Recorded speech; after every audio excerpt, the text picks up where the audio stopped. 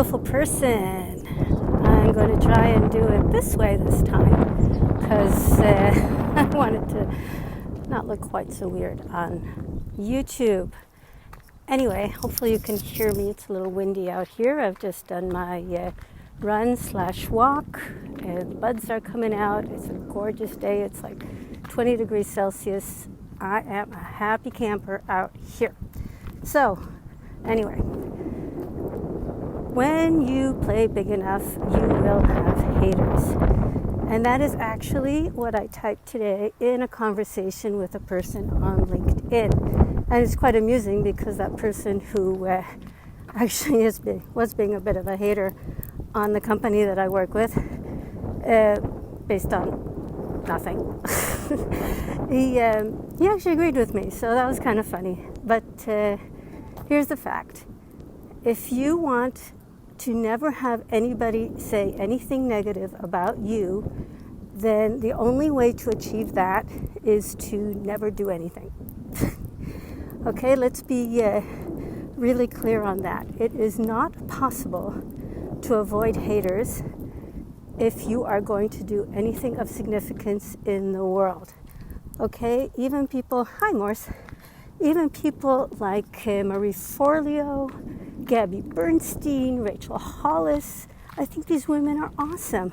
They get haters. You won't believe it, how many haters they get. And that's because they had the courage to put themselves out there. And even people that you think would be totally beyond any sort of criticism, somebody's going to hate on them. And the reason for that is because they are out there, especially if they're women, especially if they're people of color. They are going to have somebody who is jealous, somebody who is bitter, somebody who is just having a bad day, is going to go out on social media and say nasty things. So if you are going to achieve anything in this world, you need to accept that there will be haters, okay?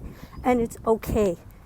I was just, as I was walking, I was listening to the audiobook of Go For No by Andrea Waltz and Richard Fenton, I think.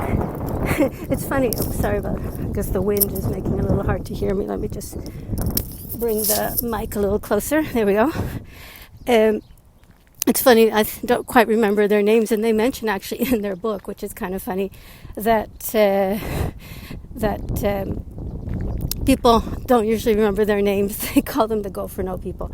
So I was listening to the Go For No people, and and they were talking about this too, and they were talking about how it's impossible to have any sort of significance without having some person who's having a rough time come out there and say nasty things either about what you're doing or more likely because of the kind of social media world that we live in about you. You know, if you are an advocate for trans families, just as an example, like the beautiful Amanda Jete Knox, people talk about her body shape. I mean, seriously? Oh, hi Allison. So, I mean, seriously, people talk about her body shape? Like, what? So, yeah. This is the sort of thing that I work with. This is the sort of mindset work that I do, helping people achieve what they want to achieve and not get thrown for a loop, or as the Go For No people say, going on tilt, borrowing an expression from the poker world. You can't be thrown for a loop by the haters out there. If somebody is a hater, that is their problem, and 99% of the time, it has nothing to do with you. It's entirely their own issue. It doesn't say anything about you. What it does, it says a lot about them, generally speaking, when you have haters. Sometimes you get criticism that you need to listen to, but as Brené Brown says, you know, the critics in the cheap seats, they don't deserve any consideration. So I'm just going to close this down because, I want to keep it short. So have a great day. Remember, I love you. If you want to learn more about my mindset stuff, just message me. I'll be happy to send you some of what I do, and we can talk. So you have a great day. Bye.